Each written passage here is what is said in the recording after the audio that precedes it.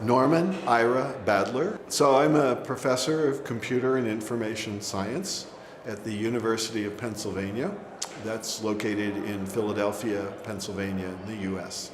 What is your line of research? The work that we've been doing for the last 40 years has generally been directed towards the big problem of trying to use computer graphics to simulate people, and in particular how people work in groups and what they do in those groups.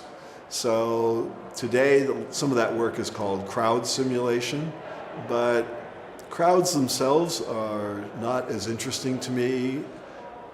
More interested in what goes on at a cultural level or a societal level. If you walk into a big city and you look at the people who are visible outside, they're walking around, but they have roles to play. They have purpose, they're going places, and I feel that our computer graphics simulations should have more meaning and purpose to them than just zombies walking around in the daylight. And where can you apply this research? Gaming?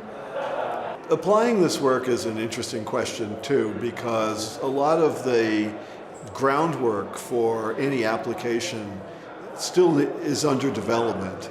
So we need to know how to create large crowds or groups of people doing interesting things. And as we get better at that, we can then apply it to various problems. A classic problem is evacuation studies. If there's an emergency, how do we get people out of an environment safely? Another classic application is just planning for large crowds. How do we build a transportation center or an air terminal or a subway station so people can get in and out quickly? But I'm actually more interested personally in the questions of just making everyday life look good.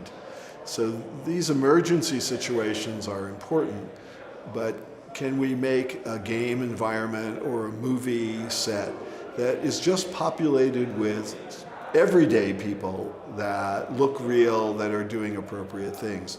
And in a way, that's a more challenging problem because we have to understand what normal people do every day when they're not being interesting. Mm-hmm.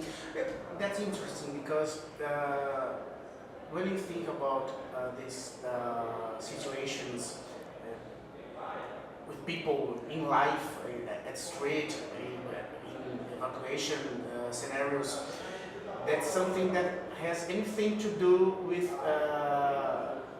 human behavior in real life.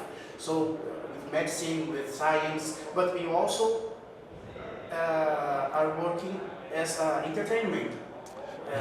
So isn't there any conflict because you can use your power for good or just for silly video games? So is that an issue? We don't work directly with application people, so it's less an issue of how our work is used. As an academic, our main products are the papers that we write, the research in those papers, and the students we educate. And most of my students will, if they go into the movie production companies, they're probably not doing the same work they did as students, but their work is going to be for the greater good of the entertainment industry. So I think there's an indirect application of the methodologies and the techniques and the programming that we instill in the students, and then they take those ways of doing work out into other application worlds. One of my students went to Pixar, for example, a number of years ago, and he became their crowd specialist, not because we trained him to be a crowd specialist, but he had the underlying skills and they needed someone and he was ready. But the work that we're doing has mostly today an interest in characterizing the variables that make for interesting group scenes, let's put it that way. So if I create a crowd, that crowd has to exist in some country in the world. The individuals in that crowd have jobs or not. How do those variables of culture and profession and gender and maybe even questions of race and background, how do those influence their behaviors? So these are both deep and sometimes dangerous questions to ask, because we don't want to promote stereotypes or create incendiary examples. The fact that we're sensitized to this has already been important. So we can talk to people about, well, you know, that crowd you made doesn't look quite right because, or you want to be careful that you're not portraying people in a certain way that is unfair to them or is perverting the message you are trying to get across. Those things can be used for good or bad. Everyone in computer graphics, I think, understands that today that technology can have multiple purposes. So very careful about saying, here's what you should do, or here's the best way to pervert this enterprise so it could cause difficulty for people. Do you think that's important at that level to share your knowledge with people that are not the people that are going to buy the products, but the people that are going to develop the games and the systems? I absolutely agree. I come here and I talk, but the most valuable part of the interaction is telling my colleagues and their students all the things I would like to do, but I can't. So at this point, there are far too many things that I would have to do, and I find it much preferable to extend those ideas freely to others who may have the interest, resources, time, students to carry them out.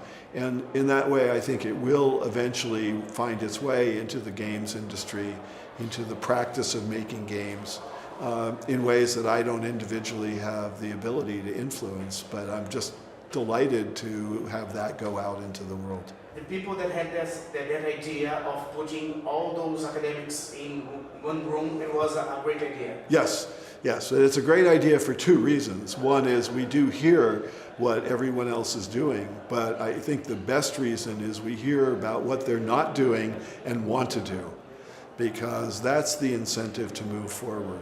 If we only stood around and told people about the things we've already done, that doesn't create forward progress. But when you explain all the things that you would really like to do if you only had enough time, money, and people to work on it, the idea is to incentivize others to perhaps look at these problems and move the field forward. Mm-hmm. Well, I think you have a very positive view of this event, so I want you to leave a message for the crew and for the staff and for the organization team. The message is very clear. I'm delighted to be here.